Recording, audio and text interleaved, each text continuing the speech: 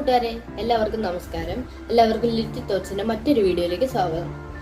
ഇന്ന് നമ്മൾ പറയാൻ പോകുന്നത് എന്താണ് തമോഗർത്തങ്ങൾ അഥവാ ബ്ലാക്ക് ഹോളുകൾ എന്താണെന്നതിനെ കുറിച്ചാണ്. ബ്ലാക്ക് ഹോളിനെ കുറിച്ച് ഞാൻ ശാസ്ത്രീയ പുസ്തകങ്ങളിൽ നിന്നും വായിച്ചിറങ്ങിയ കാര്യങ്ങൾ ലളിതമായാണ് ഞാൻ ഇന്നിവിടെ പറയാൻ ആഗ്രഹിക്കുന്നത്. ഇതിനെക്കുറിച്ച് കൂടുതൽ ആധികാരികമായ വിവരങ്ങൾ നിങ്ങൾക്ക് വേണമെങ്കിൽ നിങ്ങൾ ലഭ്യമായ ശാസ്ത്ര പുസ്തകങ്ങൾ വായിച്ചറിയേണ്ടത് അനിവാര്യമാണ്. ആൽബർട്ട് ഐൻസ്റ്റീന്റെ സമവാക്യങ്ങളിൽ നിന്നാണ് ഗണിതശാസ്ത്രപരമായി ബ്ലാക്ക് ഹോളുകൾ നിലനിൽക്കാൻ സാധ്യതയുണ്ടെന്ന് ആദ്യമായി കണ്ടെത്തിയത്.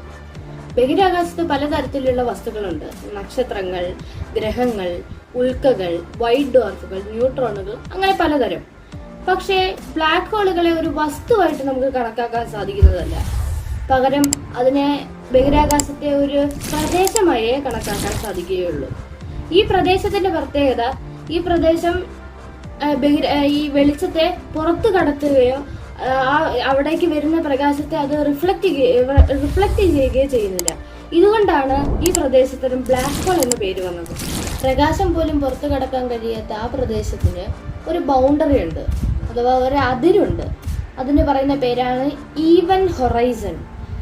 ഈ ഈവൻ ഹൊറൈസന്റെ ഉള്ളിലുള്ള മുഴുവൻ മാറ്ററിനെയും ആണ് നമ്മൾ ബ്ലാക്ക് ഹോൾ എന്ന പേരിൽ വിളിക്കുന്നത്.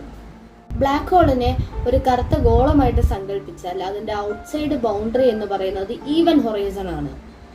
നമ്മൾ ഒരു ബ്ലാക്ക് ഹോളിന്റെ ഈവൻ ഹൊറൈസന്റെ അടുത്തേക്ക് ചെന്നാൽ അവിടെ നമുക്ക് ഒരു ഫിസിക്കൽ ബൗണ്ടറി അഥവാ ഭൗതികമായ ഒരു അതിര് കാണാൻ സാധിക്കുന്നതല്ല.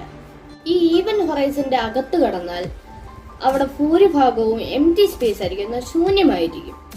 ഒരു ബ്ലാക്ക് ഹോളിന്റെ മുഴുവൻ മാസും അതിന്റെ കേന്ദ്രത്തിലുള്ള ഒരൊറ്റ പോയിന്റിലായിരിക്കും ഫോക്കസ് ചെയ്തിട്ടുണ്ടാവുക. ഈ പോയിന്റിനെ അല്ല നമ്മൾ ബ്ലാക്ക് ഹോൾ എന്ന് വിളിക്കുന്നത്.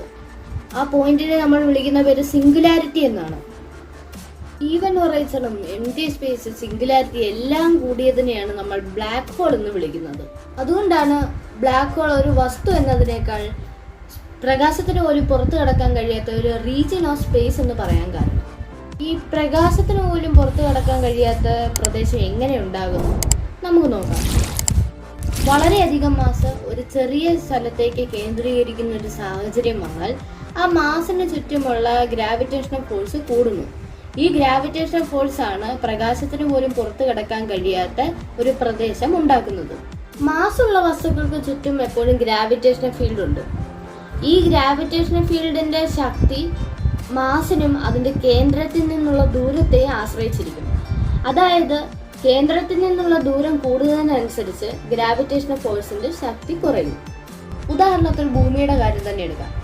ഭൂമിയിൽ നിന്ന് അകന്നു പോകും തോറും ഗ്രാവിറ്റേഷണൽ ഫീൽഡിന്റെ ശക്തി കുറയുന്നു. നമ്മൾ ഭൂമിയുടെ കേന്ദ്രത്തിനോട് ഏറ്റവും അടുത്ത് നിൽക്കുന്നത് നമ്മൾ സർഫസിലായിരിക്കുമ്പോഴാണ്. അതുകൊണ്ട് തന്നെ ഗ്രാവിറ്റേഷണൽ ഫീൽഡ് ഏറ്റവും കൂടുതലുള്ളത് ഭൂമിയുടെ സർഫസിലാണ്. നമ്മുടെ മിൽക്കി വേയുടെ മധ്യഭാഗത്ത് ഒരു ബ്ലാക്ക് ഹോൾ ഉണ്ട്. സജിറ്റേറിയസ് എ എന്നാണ് അതിന്റെ പേര്. 2019 ഇതിന്റെ ആദ്യ ചിത്രം പകർത്തിയത്. ഇത്രയും പറഞ്ഞതിൽ നിന്നും ബ്ലാക്ക് ഹോളിനെ കുറിച്ച് ഏകദേശ ധാരണ നിങ്ങൾക്ക് തരാൻ കഴിയുമെന്ന് ഞാൻ വിശ്വസിക്കുന്നു.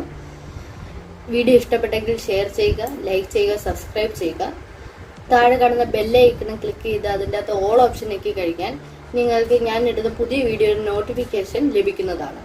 അപ്പോൾ നമുക്ക് മറ്റൊരു വീഡിയോയുമായി മറ്റൊരു ദിവസം കാണാം. അതുവരെ എല്ലാവർക്കും ഗുഡ് ബൈ.